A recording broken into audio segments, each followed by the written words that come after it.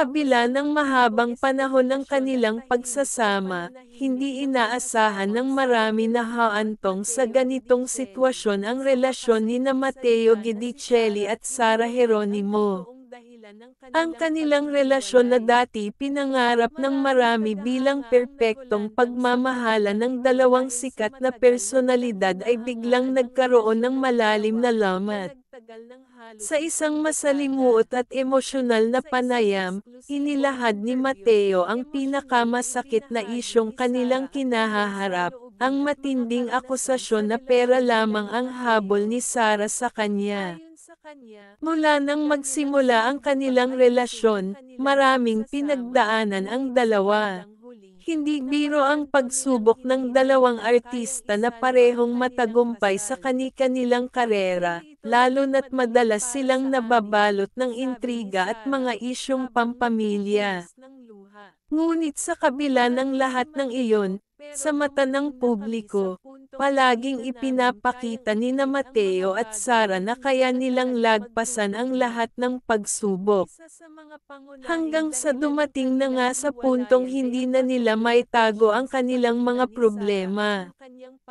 Ayon kay Matteo, nagsimula siyang magduda sa tunay na intensyon ni Sara pagdating sa kanilang relasyon matapos nilang ikasal. Nung una, hindi ko iniisip na may problema kami. Masaya kami, walang problema. Pero habang tumatagal, unti-unting lumilitaw ang mga isyong hindi ko akalaing magiging dahilan ng aming mga away. Emosyonal na lahad ni Matteo sa panayam. Ang pinakamasakit sa lahat ay ang tanong na ito. Mahal ba niya ako dahil ako si Matteo, o dahil ako si Matteo na may pera? Dagdag pa niya, tila naging paulit-ulit na ang usapan nila ni Sara pagdating sa pera, na para bang bawat aspeto ng kanilang pagsasama ay nagiging tungkol na lamang dito. Hindi ko naman iniisip na ganito ang mangyayari sa amin. Akala ko, sapat na ang pagmamahalan namin para malampasan ang lahat ng mga isyu. Pero dumating na sa puntong hindi na kami makapag-usap ng maayos, laging nauuwi sa pera, pahayag ni Matteo. Hindi naging madali para kay Matteo na tanggapin na ang bagay na ito ang nagiging ugat ng kanilang mga alitan. Bilang isang taong laking yaman at sanay sa marangyang pamumuhay, hindi niya inakalang magiging isyu pa ito sa kanila. Marami akong plano para sa amin, para sa hinaharap namin. Pero paano mo magagawa ang mga planong iyon kung ang usapan ay palaging tungkol sa pera?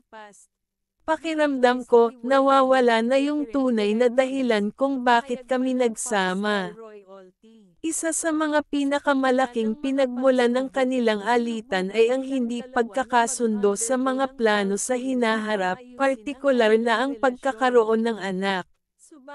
Ayon kay Matteo, matagal na niyang gustong magkaroon sila ng anak ni Sara, ngunit tila palaging may hadlang. Paulit-ulit ko siyang kinakausap tungkol dito, pero palaging sinasabi niya na hindi pa siya handa, na marami pa kaming dapat ayusin bago magkaroon ng anak. Pero para sa akin, bakit kailangan hintayin ang perpektong panahon? Wala namang perpekto, hindi ba? Tanong ni Matteo na halatang puno ng panghihinayang. Sinubukan ni Matteo na intindihin ang sitwasyon, ngunit habang tumatagal, lalong lumalalim ang kanyang pagdududa. Hindi niya maalis sa isip na baka may ibang dahilan si Sara kung bakit palaging iniiwasan ang usapin ng pagkakaroon ng anak. Hindi ko maiwasang mag-isip, mahal ba niya ako talaga? O may iba siyang rason kung bakit ayaw niyang magkaanak kami? Ayaw ko sanang isipin, Pero parang napapaisip ako kung totoo bang ako ang mahal niya o baka may iba.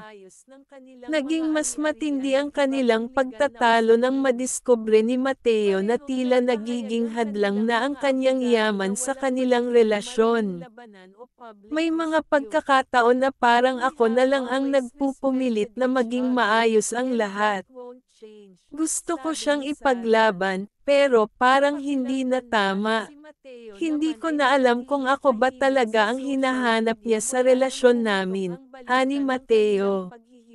Ang kanilang mga tagahanga, na dati puno ng suporta at pagmamahal sa kanilang relasyon, ay hindi makapaniwala sa mga nangyayari.